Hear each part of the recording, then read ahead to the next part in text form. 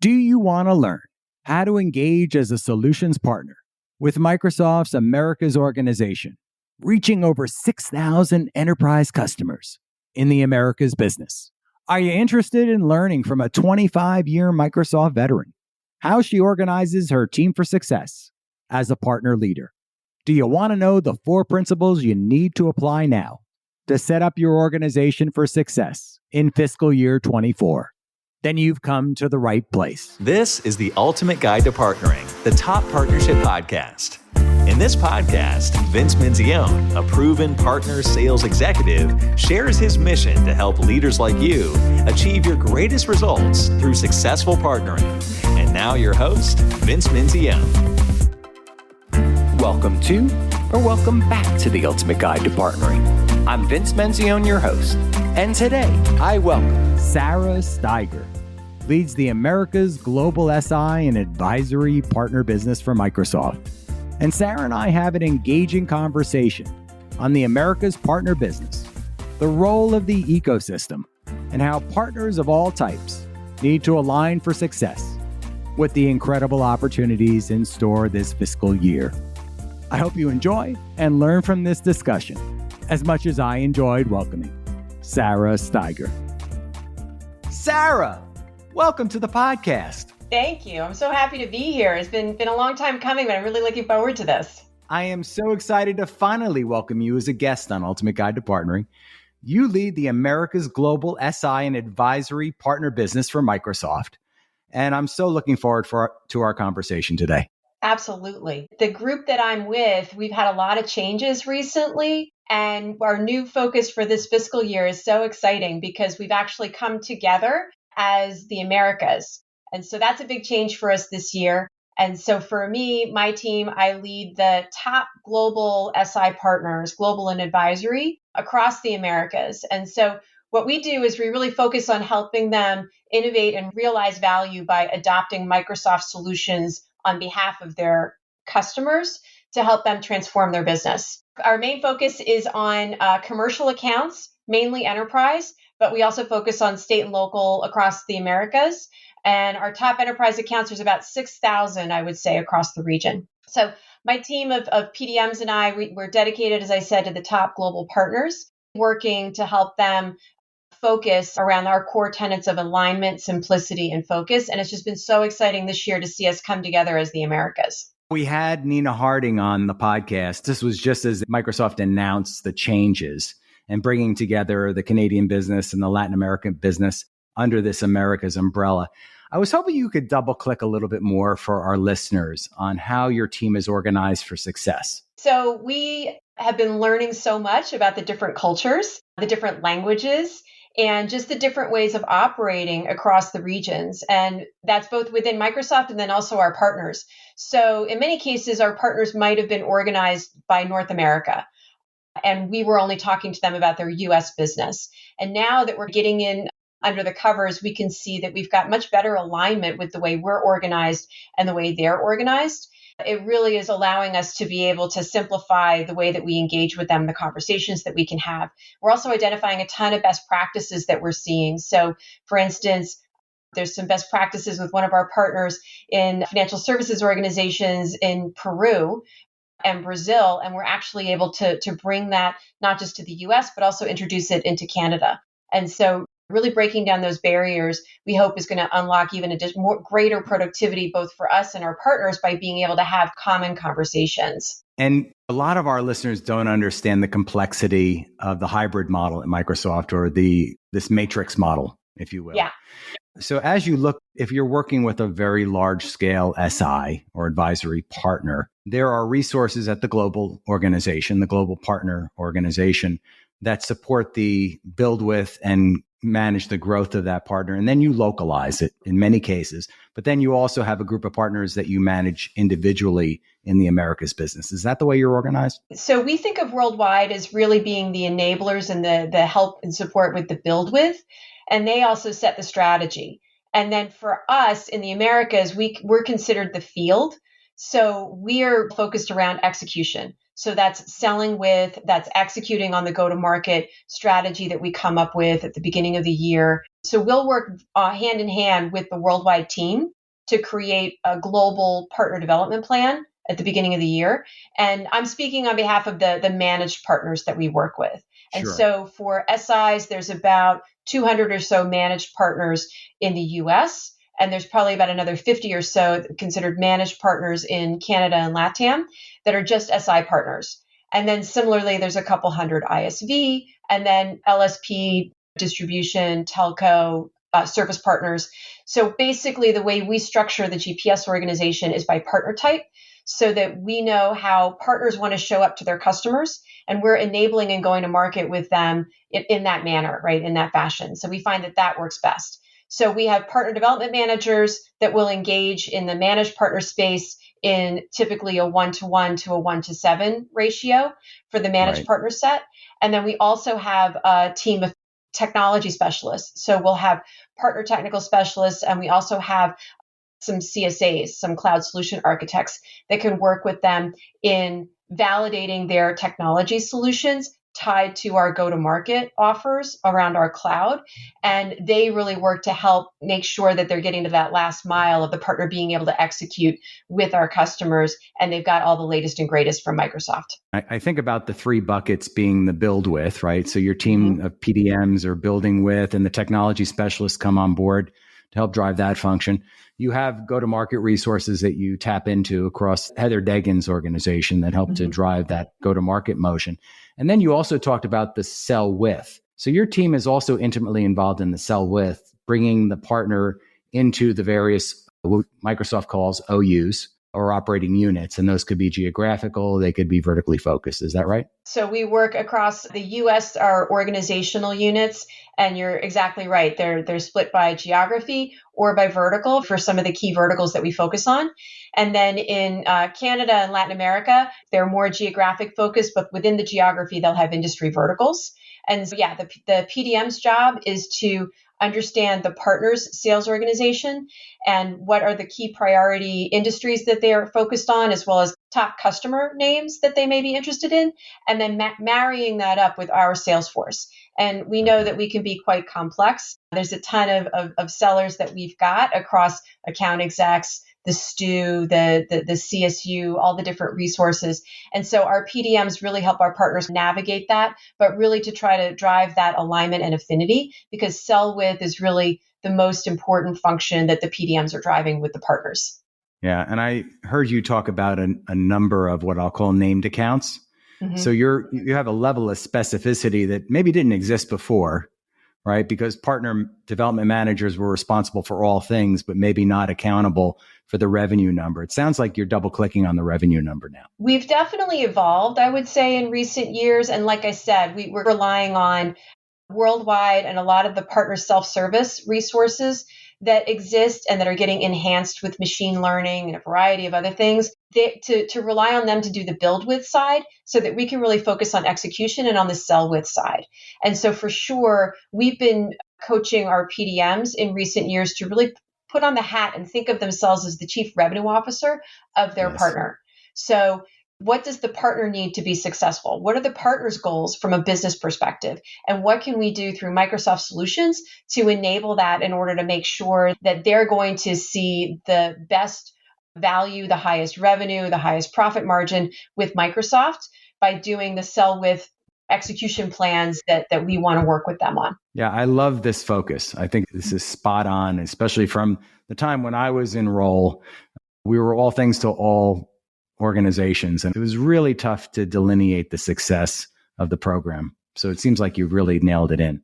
Yep. So you mentioned a little bit about practices and building practices with these partners. It seems that both some of these large SIs and advisories and Microsoft have been leaning in on investments. I've heard the term AI factory used recently for one partner. But can we talk a little bit more deeply about this? Like, what are you seeing on your side, and why the most recent investments? The why is the pace of change and transformation with cloud services is moving so quickly in the marketplace, especially now with generative AI and all the things that have come out in the last, few months.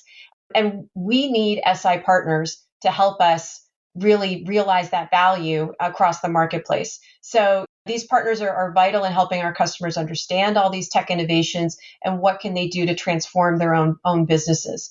So what I'm seeing is partners are taking advantage of the Azure Migrate and Modernize investments. We have a new investment called Azure Innovate, especially for analytics and AI, where we're funding pre and post sales implementation assessments, proofs of concept. And these motions are happening incredibly quickly. And we also, especially in the global SI space, we've signed several $billion+ commitments with them in Microsoft Cloud and AI. Wow.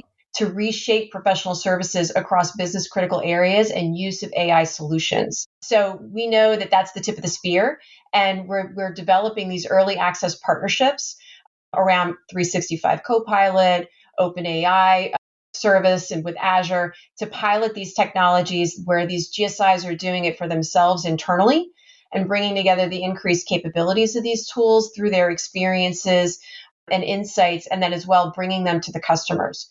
So we're seeing them build and deliver go-to-market solutions for our customers in the enterprise space that really are showcasing Microsoft technologies and helping to accelerate AI adoption. We're investing in our GSI partners, as you mentioned, with this strategy and their go-to-market plans. And then, like I said, making sure that we're aligning their sales force with our sales teams to accelerate sales and customer time to value.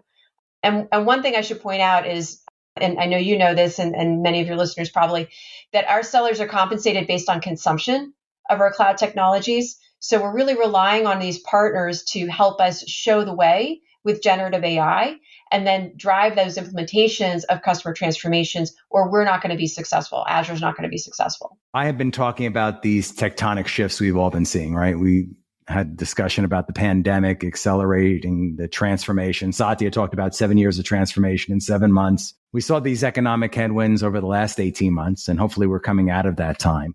But we've all been asked to do more with less. And now this decade of the ecosystem where customers are asking us to bring it all together. What roles do you see your partners playing here, bringing it all together for the customer? You talked about AI specifically. Does this create opportunities for more partners to partner with your partners, in fact, to bring a whole solution to a customer? Yeah, that's an excellent point. I definitely think that there's an opportunity for more of that partner-to-partner activity, and I'm hearing that from my partners as well. I mean, for me, you talk about tectonic shifts. The biggest shift that I'm seeing is the interest and activity that we're getting, not just from the C-suite, but from the CEO and the board level executives. They're now aware that AI can empower them to achieve more, whether it's their internal operations or on behalf of their customers. And so, as you mentioned, the OpenAI service, for us, we're seeing it's been the fastest growing in Azure history. We have over 10,000 customers that are using this service already. And so we introduced the AI Cloud Partner Program to really invest in our partners to enable them to capitalize on all of this opportunity. The GSIs are amazing. They're big and they're bad, but they can't scale to the demand that's out there. We see a over $600 billion total addressable market with these cloud services. And we're seeing our best partners get all the benefits of this Cloud Partner Program. That includes onboarding, skilling, incentives, as well as co-selling. And I think that that's true for everybody in the partner ecosystem, that this is just a once in a generation opportunity that we need everybody, all hands, everybody rowing in the same direction in order to be able to take advantage of it. Pointed out something here. I don't think anybody recognized how quickly this was going to happen. I think a lot of people were caught off guard, right? Maybe a little flat-footed when it really took off the way it did in the November, December timeframe. What are you doing to help that scale you discussed? Like, how do you help these partners scale their businesses? And what is Microsoft doing alongside them to help scale? Yeah, absolutely. So the first thing we're doing, I think, is being as transparent as possible with making tools and use cases, et cetera, available. So there's several Copilot solutions that I would encourage everybody to take a look at: GitHub Copilot, Security Copilot, et cetera. Customers are already working with them. Partners should be too. Learn them, live them, apply them to your own business, and then you'll learn for opportunities for you to help customers unlock that value. We have a ton of partner resources that are on our AI for Transformation partners website. And then also right now, from an enablement perspective, we're running a Copilot bootcamp series of different enablement programs that are happening now. And we've also seen that when partners are taking advantage of these resources and are coming up to speed, they've had tremendous success in hosting in-person customer events around Gen AI, and they share specific use cases that are really making it real for these customers, and talk about all of the other issues that are related to incorporating AI into your business environment: risk, compliance, security, privacy, operational, all of those things. I've actually got my event later on today is with a top partner and our top enterprise accounts. So we're seeing momentum like I haven't seen since the late 90s in terms of people showing up for in-person events, hybrid events like never before. It's been great. Yeah, I've been hearing the same sentiment, right? The C-suite is involved in a bigger way than ever before, it seems. Such an exciting time at Microsoft. So the things you mentioned earlier, the boot camps and the like, those are available to all partners, right? So some of those things we talked about are not just for the global SIs, but that's across the broader Correct. ecosystem. Yeah. Absolutely. There's so much that's available for everybody. Like I said, we can't do it alone. So absolutely, we want to make as much available for everybody in the ecosystem to take advantage of. Yeah. I'm so excited to announce our continued partnership with AG1. Many of you know I made taking a green drink supplement part of my health ritual for over 21 years now, and it has made all the difference to my health and well-being. Over 6 years ago, I found Athletic Greens, and now their product, AG1, became my go-to supplement. AG1 is the first thing I take every morning to power my day. It covers all of my nutritional bases, supports my gut health, gives a boost to my immunity and energy levels. If you want to take ownership of your health, try AG1 and get a free 1-year supply of vitamin D and 5 free AG1 travel packs with your first purchase. Go to drinkag1.com/Vince M. That's drinkag1.com/Vince M. Check it out. Great. So Sarah, this is the ultimate guide to partnering. So I need to ask, I ask every guest this, what do you see from the best partners? What attributes do you believe leads to a successful engagement? Yeah, I think what I usually tend to coach partners on, the first thing is trust. Partners, we know, have deep relationships with their customers and deep understanding of their accounts. And oftentimes our sellers don't know that or don't fully appreciate that. And so the biggest thing, again, in co-selling is to make these connections, seller to seller, partner to Microsoft, and build trust and understand that we're not in it to compete with these partners. We want to be collaborating with you. We know on our side, the best partners I've seen know that our account execs have a very broad perspective on the customer, perhaps broader than what the partner has visibility into. And that the AE also is leveraging the STU, the CSU, other resources that in some cases can have 5 to 10-year relationships with these accounts. So they can be tremendously influential in helping that account select the best partner to engage with. So to me, I think it comes down to, you could call it trust, you can call it honesty, what have you. We need to be honest with each other around what are our objectives in a given customer. Oftentimes, back in when I was in my consulting days, we would do an MOU, right? We would start by saying, what do we want to get out of this relationship? What's our role? What's your role? And so you can be that formal if it's a huge deal and you need to do that. But I'd just sum it up by saying trust. I would say trust, that's one of the best things that I've seen. And then the other thing I would say is there's so many partners out there. It can be really difficult for our sellers to know what's the unique value that each partner provides and what differentiates you as a partner. So I like to talk to partners about what's their superpower, right? Can you give specific examples of what you've done? Have a brand. What is your superpower? What are you known for? What do you want to be known for? And can you give specific examples of success in a like industry, et cetera, with customers in order to demonstrate your superpower? That really helps cut through the noise when you're trying to work with sellers. I've also seen many of our best partners have industry subject matter experts that can help explain the business impact to customers. That really resonates with us because oftentimes we don't have that deep industry expertise that we know our partners do. And then last thing I would say is when you're talking to our sellers, I've seen our best partners really bring insight. So I always coach them to say, if you're coming to a conversation, bring some information that we don't know about our customer, right? What can you tell us that we don't know that will help us lead to value and impact for that customer? And that's going to be the other thing that's going to make you remembered, and it's going to make you sticky with the account teams. So golden nuggets here, right? First of all, trust. Without trust, we don't have partnership. It's a transaction. So trust has to enter the room. And you talked about candid and open communications as part of trust, right? I like to say we need to have deliberate conversations, right? And it's okay but you have to put your cards on the table and explain like your point of view. A lot of partners hide back, kind of hold their cards close to the vest and don't share as much. They don't trust as much of Microsoft. There's always that sense that Microsoft is going to take my account. You shared the reasons why that doesn't really happen, the way Microsoft scales, but it also can help a partner out quite a bit.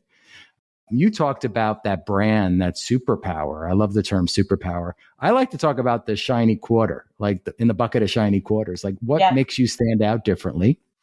You also brought up the industry expertise and the fact that Microsoft has been traditionally a horizontal company going across many different vertical industries and looks at its partner ecosystem to help drive that vertical specialization. And then insights, right? So help me better understand my customer, because I think about an account executive as almost the quarterback of this large team of people that are assembling around the account in these very large enterprise accounts. They may not have the same insights that a partner might have. And the customer might say things differently, or maybe be a little bit more candid to the partner about their position with Microsoft than in front of Microsoft, right? I think that's exactly right. Yeah. Some really great examples here. I'm going to feature these in our show notes. So this was absolutely just golden, Sarah. Really enjoyed that part. So what about the partners that don't get it right? What do you wish that you had said to them now if you could? Yeah. I guess I would say, so I've been in the partner space for a bit, and I guess I would say that partners have to have a growth mindset, right? Microsoft, we adopt a growth mindset. Things are constantly changing, and we're constantly changing. And so I think partners have to have a growth mindset in terms of thinking differently of how they sell with us. Selling has evolved so much over the years, and especially now. And as you pointed out about the quarterback, we are a team sale. And so I think collaboration is also super important in co-selling with us. There can be ample opportunity for miscommunication. So we need to make sure that we're agreeing up front and having that constant communication and collaboration. I think it's also important to keep the customer at the center, right? Making sure that you're starting with what are their needs? How are we solving their problem? And that always can kind of bring you back if you kind of stray from that course. But being able to adapt as we change, right? We change every year. And so being able to recognize it for what it is and just have that growth mindset and just thinking differently. I think that's the first thing. And then the second thing, I would just reiterate again, that being honest, right? Knowing your objectives of what you want to get out of a pursuit. And if you want to build long-lasting relationships. I've seen partnerships fail if you're not clear and upfront with your objectives of what you want to get out of a specific account or a specific deal. And we know it's a big playing field. So sometimes we're going to compete and sometimes partners are going to compete. Sometimes we know partners have their choice in hyperscalers. And so if we keep the relationship honest and straightforward and we focus on the desired outcomes with the right expectations, I think that helps avoid misunderstandings and keeps us efficient so that we know when we're going to market together and we're not wasting time. And I think also it helps build trust over time. Yeah, I love what you have to say here. So again, golden nuggets in terms of what successful partners look like. I want to double click on mindset. I talk about growth mindset. I talk about how Satya changed the culture. I've had Dr. Michael Gervais on the podcast 4 times. He's coming back actually in a couple of weeks now. What do you think partners can do specifically around mindset that they maybe don't do today? And I don't know if you have the answer for this, but I'm actually looking forward for our partners to understand. Yeah. I mean, I spend a lot of time thinking about people, thinking about my people, and thinking about maybe some of the softer skills. And I think in the US, we went through some pretty intense coaching by Brene Brown a couple years back. And we do a lot with Michael Gervais too. And for me, I take all of that stuff to heart. And so I think mindset really starts with what, as a partner, what are your corporate values. What do you believe in? What's true to you? And I would hope people is somewhere on that list, right?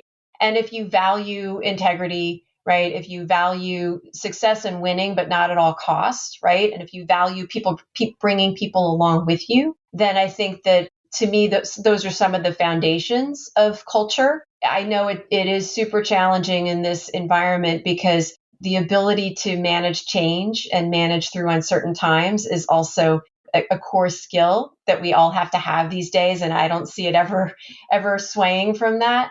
And so I think, again, knowing that change is a people business, you can't evolve, you can't grow, you can't have a growth mindset if you don't get your people on board. And so that's why I always end up everything comes back to people, to me. And I feel like you have to just really keep that up front. We are so aligned here. We could go through my principles and we're like talking through them actually. So when I talk about agility and commitment and alignment and vision and value and all the rest, I just love what you have to say, Sarah, for our listeners today. I want to go back to the big announcements at Inspire. It was just a little over a month ago, right? Maybe it'll be closer to 2 months by the time this airs. Yeah. But how can partners best align for success now that we're in Microsoft Fiscal Year 24? Yeah. So we did make some huge announcements. I would say my takeaway after having digested a lot of that is this is the year of Microsoft Marketplace. We're making tremendous investments. We're not alone. All the hyperscalers are doing this. It just makes good sense for the marketplace. No pun intended. It just makes good sense for the ecosystem. It makes great sense for the customer, and it helps Microsoft scale, right? It will help us grow our business, and it's just where we have to be now. And one of the things, back to what you were suggesting before about perhaps partner to partner. So when I think about systems integrators, on the one hand, it's like, well, their people are their IP. And so what's the play for marketplace? Because certainly in the ISV space, makes all the sense in the world to be plugging marketplace. I've been talking to SI partners and really just scratching my head myself to figure out what's the incentive, what's the value prop there. And we have new availability as part of these announcements of multi-party private offers that I think is an angle in, right? I think on the one hand, there can be the work that SIs may already be doing with large partners such as SAP, VMware, Adobe, and also smaller ISVs in particular industries. So the area that I would explore, if you don't think you have a traditional marketplace solution or you weren't all about IP co-sell before, is this new availability of multi-party private offers. Right today, it's only available in the US and Canada, but we're spreading soon to the UK and then hopefully LATAM and globally. And so having a transactable offer in marketplace really helps unlock the partner's co-sell benefits. So all partners, I would say, need to have a marketplace strategy, whether it's for your own IP or more so exploring kind of this multi-party private offer option. I would also say, coming out of the announcements in the enterprise space, in the Americas, we have around 6,000 enterprise accounts. And so prioritizing your strengths, what industries accounts you focus on, what's your differentiated value. What we did this year in terms of our focus is we had 52 solution plays last year. My goodness. We narrowed, simplified, focused down to 18. And I think that that's helping that's helping partners align to the 18 key plays. And then the last thing that was an announcement coming out of that is all the investments we're making in the SMC customer segment, which is the next tier down of commercial below enterprise. We've got 6 solution areas that are infused with AI across all of this. And in SMC in particular, we're making $700 million globally of an incremental investment just in that customer space. So what we call SMC is still a huge playing field. There's plenty of cloud native customers there. There's plenty of customers that other businesses would consider enterprise. So I would say don't neglect looking at the SMC segment. Don't all be chasing after enterprise because that's a crowded field. And there's tons of benefit, tons of business to be made in the SMC space. I think it's a field of diamonds, actually. I'm glad you brought this up. First of all, the marketplace piece, super important. Multi-party offers, super important to drive that. I'll call the whole solution to the customer, right? It helps the partner to partner. It objectifies the partner to partner activity, right? We take this solution, we add this professional services, we might add a third piece to it, and we make it available to a customer. You talked about SMC too, and I want to spotlight this because we are hosting an event. I'm putting a little shameless plug for our event, but we're going to host an event in Dallas, November 14th and 15th with the SMC organization and with the marketplace organization and GPS all coming together to support exactly what you're talking about here. So this is just, yeah. I couldn't have paid you to say what you just did, but I'll wait. I'll be waiting for that check in the mail. Yeah, no, you're absolutely right. SMC is on fire, and that's going to be a tremendous event. Like I said, we're pouring so many investment dollars into that. We're getting really smart around how we go to market and how we automate our engagement model there. So yeah, that's going to be a really timely, well timed, and really effective event, I'm sure. Thank you, Sarah. I'm hoping to see you there. So we'll talk some more about this. So I would like to pivot. As you might know, I'm fascinated by the journey to success, and you have had several senior roles at Microsoft. I'm interested to know, was there like a spark or a pivot that set you off on this path to success? Yeah, absolutely. So I guess I would say two things. First, I consider myself a lifelong learner. I love to learn. I love to listen to your podcast, listen to other podcasts, read. I'm a huge reader. So I'd say I'm a lifelong learner, and at the core, I'm a seller, right? Most of my career has been in sales. I spent a little bit of time in consulting, delivery, but most of it's been in sales. And I would say pretty early on when I was at Microsoft, I reached a point where I realized that I needed to be more intentional about managing my career. And it became obvious to me that Microsoft is so dependent on the partner ecosystem. We can't survive without our partners. We put them first. That I figured that'd be a good place to build my career. That's where we're going to invest. And also at the time, we were creating a new organization, which you will know, which was SMS&P, which is kind of like a combination of what's today Global Partner Solutions and SMC. So it was partners and customers in that customer segment. And I got tapped on the shoulder by someone to say, hey, let's go start this up. It's going to be a blank sheet of paper. We don't know what we're doing. Anyway, so I joined the first partner field organization. And I think that was the spark that really kind of set me on my path. And I've done a bunch of things. I've moved around within Microsoft, so on and so forth. And then 2 years ago, I guess, I'd still been working with partners, but I was doing it actually in our ISD organization, which is a whole other podcast. I was looking for a change, and I did some reflecting. And I remembered that I think that job, working with partners, was really the most fun job that I had. And so I pursued a way to come back to the partner group, and here I am. And I just love the challenge of aligning our goals with another company and watching that company, those partners succeed. And the satisfaction of working with partner leaders, like I said, is kind of wearing the hat of a chief revenue officer on behalf of them and helping to co-sell. I just find to be super satisfying, and I learn something new every day. So it's been great. I love what you have to say here as a partner leader who started off in direct sales as well. And that path, you said it. It's so much more fun working with partners and building business together, right? I love what you have to say here. Yeah. So I have a favorite question, and I love asking this to almost all of my guests. But Sarah, you're hosting a dinner party, and this dinner party could be anywhere in the world. We could talk about that as well. And you can invite any 3 guests from the present or the past to this amazing dinner party. Whom would you invite and why? Oh my goodness. So this is a fun one. And I spent a little bit of time thinking about it. I talked to my husband, I talked to my kids, and they all had very interesting dinner guests that they would invite to their parties. And I think if you ask me today, I think one thing that kind of popped into my head is I had the privilege of going to the US Open earlier in the week. And I would say Billie Jean King would be the first one that I would invite, because she's just such a force, just on and off the court, and such a role model, and has really changed the lives of so many people, changed the sport, got to pay equity, did all of these amazing things. So I think she would be real interesting just to hear her stories of all the things that she's gone through. And then second, I would say Oprah. Again, iconic. I think she's met everybody in the world. I think she's gone through all of her own personal journey and personal arc, and now has reached a stage where she's all about giving back.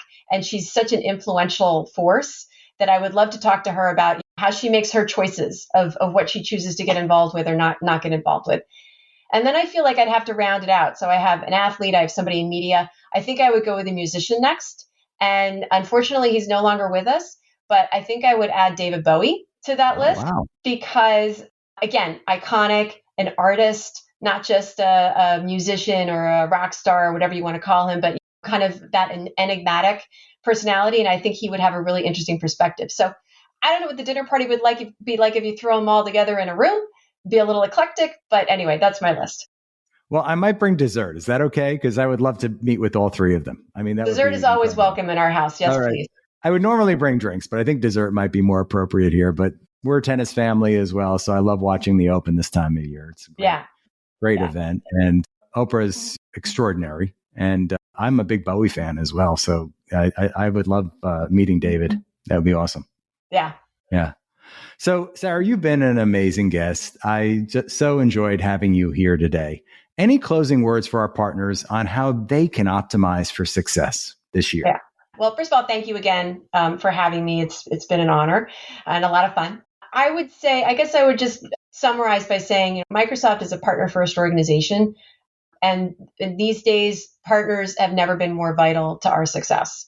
So we sometimes might not always be the easiest to navigate or the easiest to work with, which is why I appreciate you, Vince, in this podcast, because I think you've chosen to take this step in your career and really help guide all of our partners and how best to work with us. And so that's a tremendous service for us. So thank you for that. And then lastly, I would just say again to any partner out there, focus on your superpower, right? We can't be all things to all people. Just be clear and laser focused on driving what your superpower is as your brand message when you're looking to team with Microsoft and when you're looking to engage with customers. I love that. Focus on your superpower. Sarah, thank you so much for spending time with us today in your very busy schedule as Microsoft kicks up its fiscal year 24. Thank you.